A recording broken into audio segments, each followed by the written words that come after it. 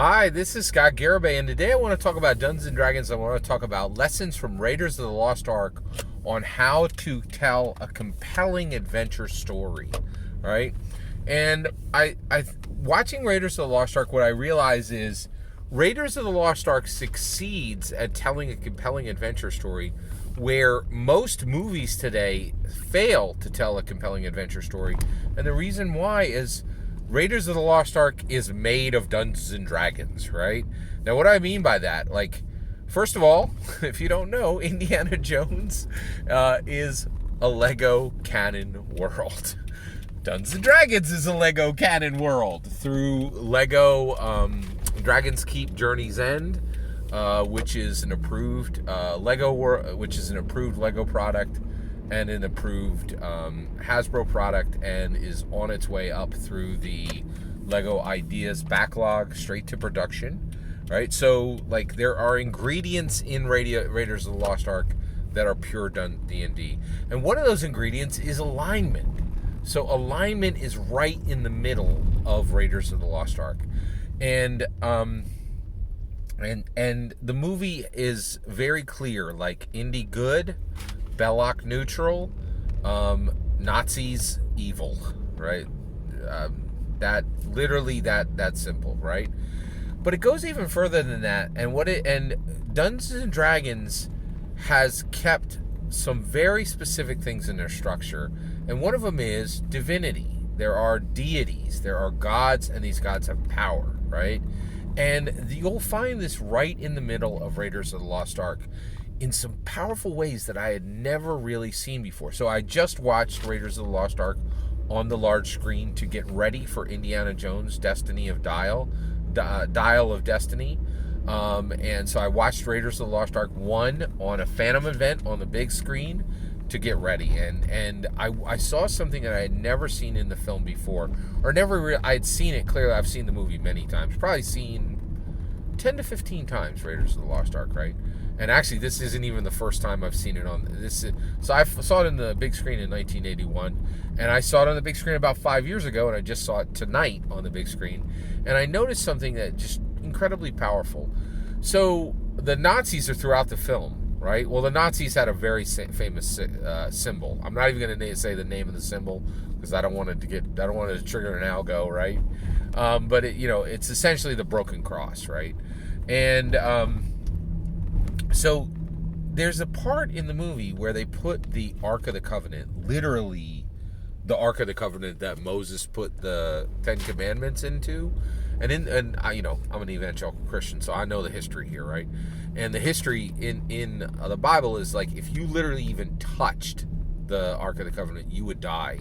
And they actually show this in the movie. They show that, like, when they handled the Ark of the Covenant, they literally had to put it on rails and sticks so that no human flesh even touched the Ark of the Covenant, because anybody even touched this holy relic would literally die, right? And so they put the Ark of the Covenant, this holy relic that literally contains a portion of God, right? Like, it is so like there's an aspect of God within the box, right? And so they put this thing, so in the movie they put this in a Nazi crate, right? And it has the Nazi symbol on it, right? And in the movie, when the crate is in the ship that is taking the crate from, I believe it's Egypt, all the way back to Germany, right? It's on a ship, and Sala, gives Indy this independent trader captain to take it back to America. That ship is intercepted, and the Ark of the Covenant is put onto this German ship. But right before it's put on, but while it's on the independent trader ship, there's a scene that shows that a godlike energy in the Ark of the Covenant burns off the Nazi symbol from the crate. It literally burns the symbol off. And I was like, why did they take the time to burn the Nazi symbol, to burn the Nazi eagle off of the crate, right? And I was like, oh, well, I know what this is. This is like Call of Duty when they would not show that symbol for the German forces. But then I'm like, no, that's not right. They show that symbol throughout the film.